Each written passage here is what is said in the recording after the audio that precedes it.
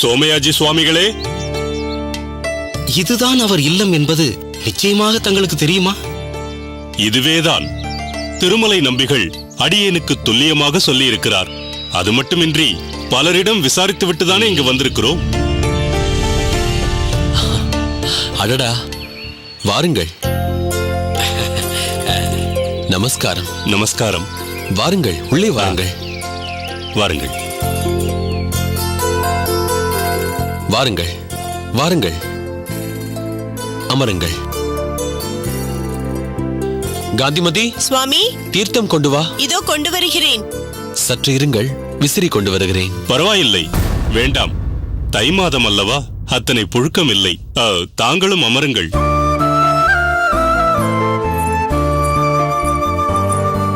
சுவாமி, இந்தாருங்கள். எடுத்துக்கொள்ளுங்கள்.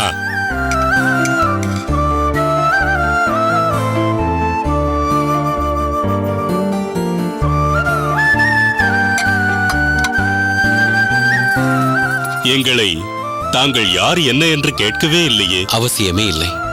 திருமண் காப்பு துலங்கும் தங்கள் நெற்றியை பார்த்தவுடன் நீங்கள் ஸ்ரீ வைஷ்ணவர்கள் என்பதை அறிந்து கொண்டேன். உங்களை இதுவரை இங்கு பார்த்ததில்லை. ஆகையால் நீங்கள் ஸ்ரீபெரும்புதூரில் வசிப்பவர் இல்லை என்றும் தெரிந்து கொண்டேன்.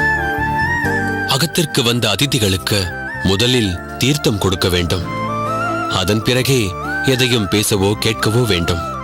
திருமலை நம்பிகள் தன் மாப்பிள்ளையை பற்றி சொன்னது எவ்வளவு சரியாக இருக்கிறது பாருங்கள். பண்பின் உறைவிடம் அவர் என்று சொன்னது வாஸ்தவமானதுதான். ஓ, நீங்கள் என் மைத்துனர் பெரிய திருமலை நம்பிகளுக்கு பரிச்சயப்பட்டவர்களா? பரிச்சயப்பட்டவர்கள் மட்டுமில்லை, நாங்கள் எல்லோரும் ஒன்றாக ஸ்ரீரங்க மடத்தில் கைங்கரியங்களில் ஈடுபட்டுள்ளவர்கள்.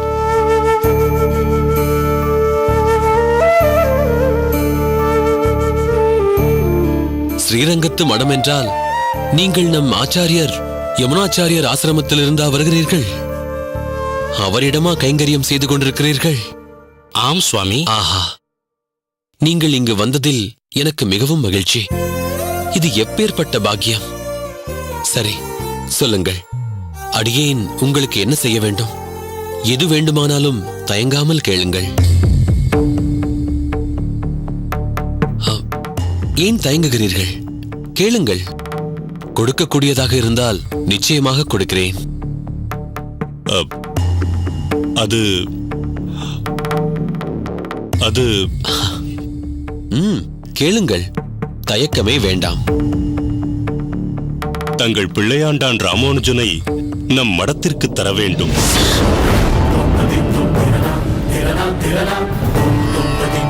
உங்கள் மைத்துனர் திருமலை நம்பிகள் ஒவ்வொரு முறை மடத்திற்கு வரும்போதும் ஆச்சாரியார் ராமானுஜரை பற்றி விசாரிக்கிறார்.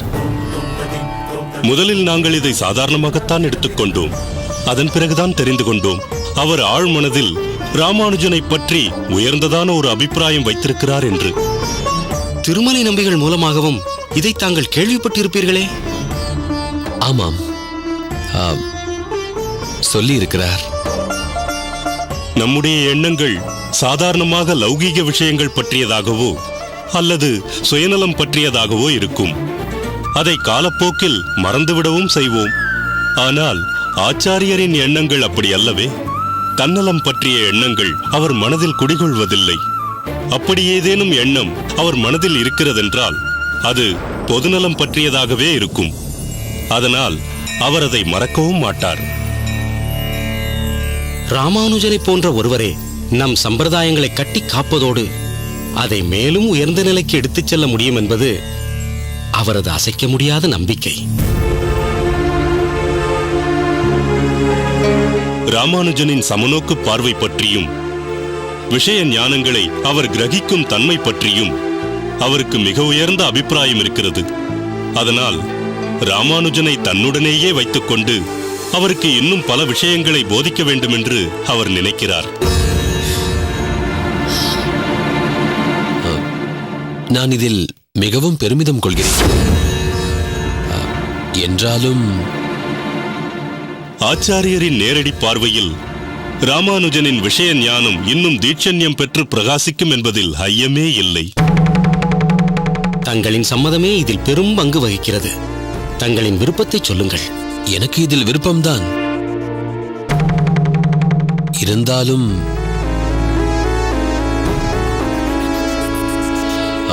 இப்போதைய சூழல்... சொல்லுங்கள் சுவாமி. இல்லை, இப்போதைய சூழலில் எதுவாக இருந்தாலும் தயங்காமல் சொல்லுங்கள். அவர் சொல்ல மாட்டார். நான் சொல்கிறேன். ஒரு தாயாக என் ராமானுஜனை பிரிய நான் ஒப்ப மாட்டேன். கடைசி வரை அவன் என்னுடனே இருக்க வேண்டும். இந்த ஆத்மா உடலை விட்டு பிரியும் போது அவன் அருகில் இருக்க வேண்டும்.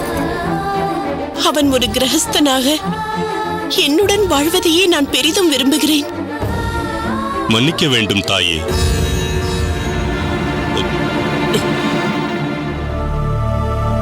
இந்த உங்கள் ஆதங்கம் தேவையற்ற ஒன்று. தாங்கள் ஏதோ தவறாக நினைத்து விட்டீர்கள். அடியேன் கிரகஸ்தன்தான். ஏன், உங்கள் அண்ணா கிரகஸ்தர் இல்லையா? ஆச்சாரியரும் கிரகஸ்தராக இருந்து பின் சந்நியாசத்திற்கு வந்தவர்தானே. ராமானுஜன் ஆச்சாரியருடன் சில காலம் மடத்தில் தங்கி கற்க வேண்டியதை கற்ற பின் திரும்பி வந்து கிரகஸ்தாசிரமத்தை ஏற்றுக்கொள்ளப் போகிறார். அதற்காக ஏன் கவலைப்படுகிறீர்கள்? இல்லை, அவன் வரமாட்டான். அவனை அணு அணுவாக நான் அறிந்தது போல் வேறு எவரும் அறிய வாய்ப்பில்லை. எதையும் மேம்போக்காக பார்ப்பது அவன் சுபாவம் அல்ல. ஒவ்வொன்றையும் ஆராய்ந்து ஆழ்ந்து தன்னை அதில் ஈடுபடுத்திக் கொள்வான். தனக்கென வாழவே தெரியாதவன் அவன்.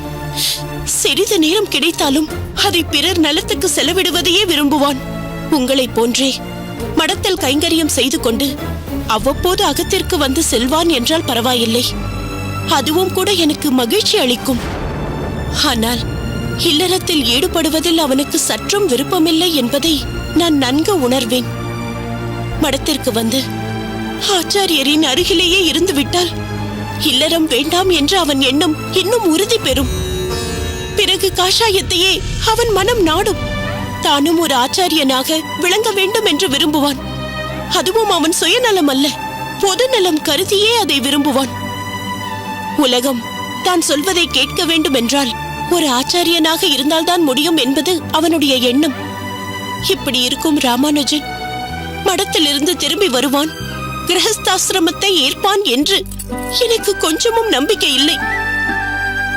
ஆச்சாரியரிடம் எல்லாவற்றையும் பக்குவமாக எடுத்து சொல்லுங்கள். ராமானுஜன் வரமாட்டான். தயவு செய்து அவனை விட்டு விடுங்கள். என் பிள்ளை எனக்கே இருக்கட்டும். தயவு செய்து அவனை விட்டு விடுங்கள்.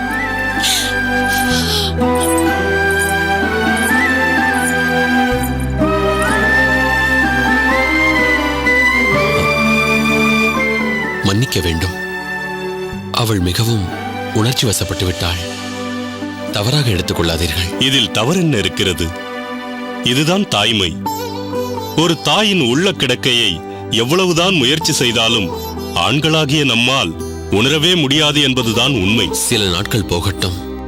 நான் அவளிடம் மெதுவாக பேசி பார்க்கிறேன். இப்போதைக்கு இதை இப்படியே விட்டு விடுவதுதான் நல்லது. ஆமாம், மீண்டும் இதை பற்றி பேசினால் கடைசியில் கசப்புதான் மிஞ்சும். சரி சுவாமி, பெருமாளின் திருவுளப்படி எல்லாம் நடக்கட்டும்.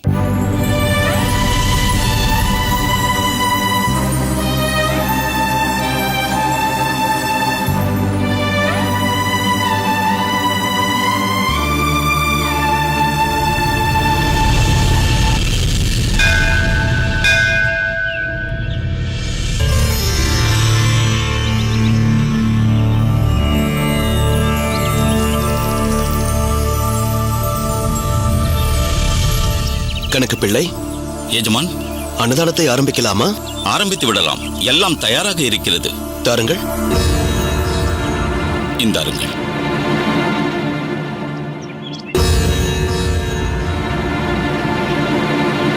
அற்புதம், திவ்யமாக இருக்கிறது. ஆரம்பிக்கலாம். இங்கு யாரேனும் சிறு குழந்தைகள் இருக்கிறீர்களா? அப்படி இருந்தால் அவர்களின் தாய்மார்கள் முதலில் வந்து பிரசாதத்தை பெற்றுக் கொள்ளுங்கள். இல்லை எஜமான், முன்பே கேட்டுவிட்டேன். நல்லது.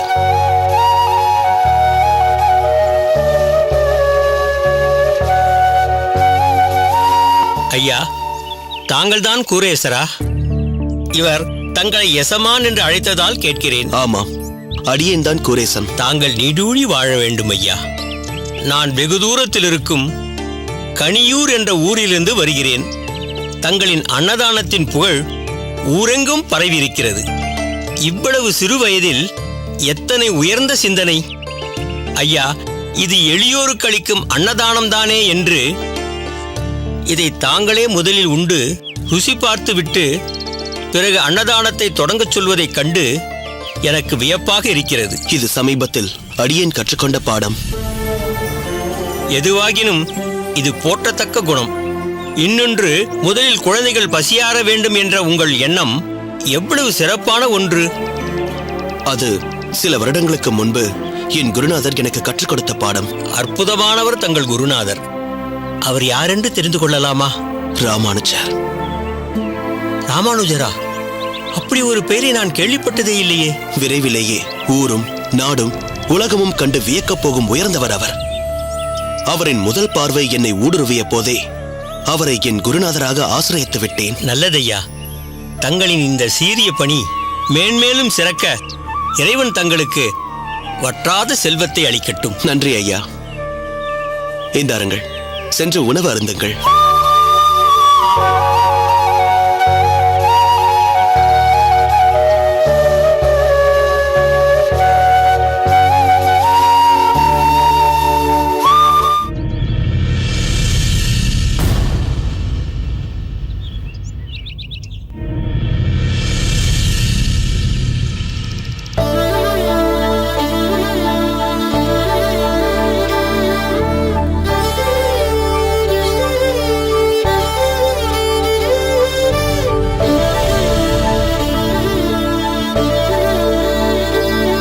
ராமானுஜரே, இது என்ன இனிமையான அதிர்ச்சி!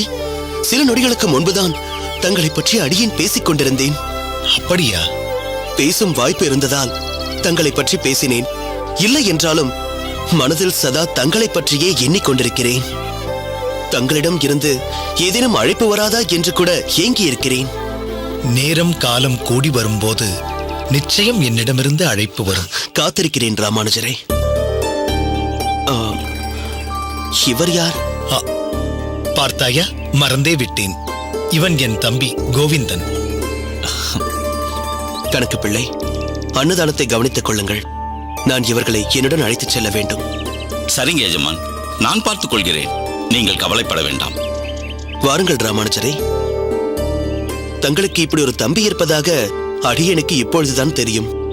கோவிந்தன் என் உடன் பிறந்த சகோதரன் என்று நினைத்து விட்டாயோ? இல்லை, இவன் என் சித்திப் பிள்ளை. இவன் பெற்றோர்கள் மதுரமங்கலத்தில் வசிக்கிறார்கள். நீ என்னை சந்தித்தே வெகு நாட்கள் ஆகிவிட்டதல்லவா? உனக்கு தெரிந்திருக்க நியாயமில்லை.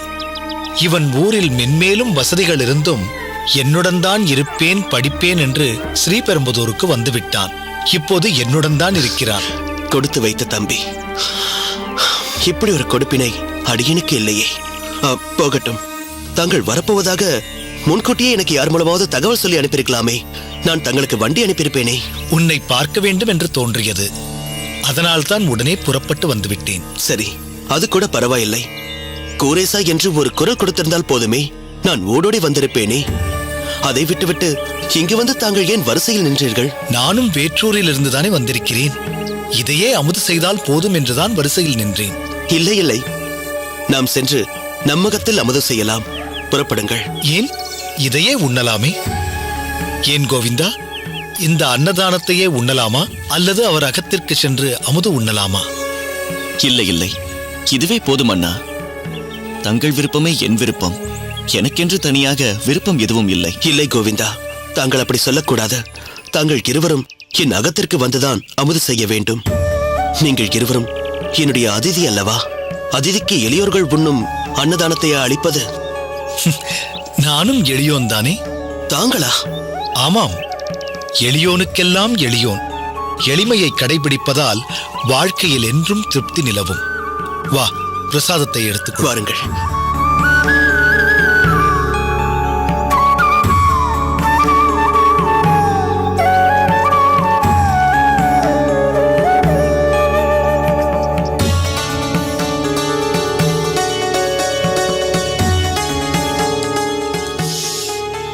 அற்புதம் கூரேசா.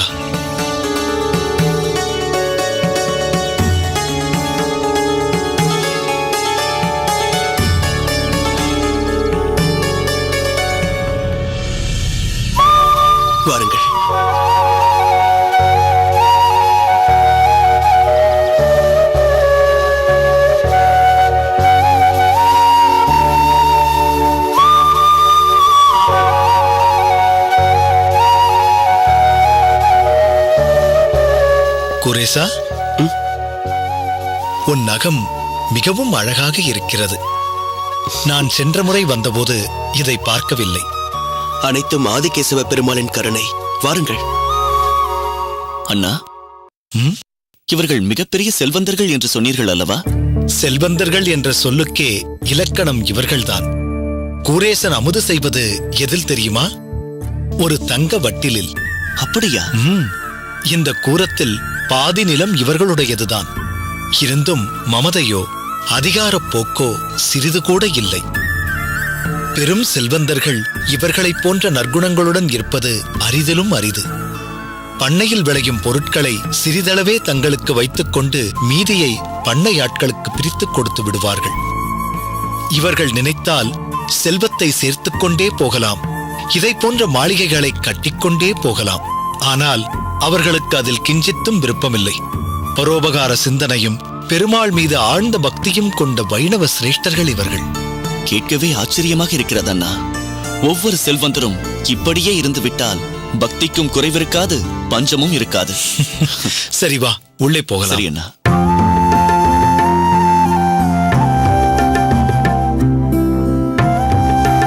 தீர்த்தம் அருந்துங்கள்.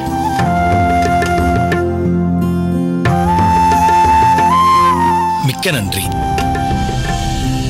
வாராமானுஜா, அடியேன். எப்போது வந்தாய்? சற்று முன்தான் வந்தோம். இவன் கோவிந்தன், அடியேனின் அனுஜன், சித்திப்பிள்ளை. அப்படியா? மிக்க மகிழ்ச்சி. நீ இங்கு குரத்திற்கு வந்து எவ்வளவு காலமாகிவிட்டது? கோயிலுக்கு போயிருந்தீர்களா? ஆதிகேசவனின் தரிசனமாயிற்றா? ஆயிற்று. உன் தந்தை சோமயாஜி நலமாக இருக்கிறாரா? நலமாக இருக்கிறார். மிக்க மகிழ்ச்சி. அவரை நான் மிகவும் கேட்டதாக சொல். சரி. பெருந்தேவி, இவர்கள் இருவருக்கும் அமுதுண்ண ஏற்பாடு செய். வேண்டாம் அம்மா, அமுது ஆயிற்று. என்ன சொல்கிறீர்கள்? இவரிடம் நான் கற்றுக்கொள்ள வேண்டியது இன்னும் நிறைய இருக்கிறது அப்பா. நம் அன்னதானத்தை வரிசையில் நின்று வாங்கி அமுது செய்கிறார்.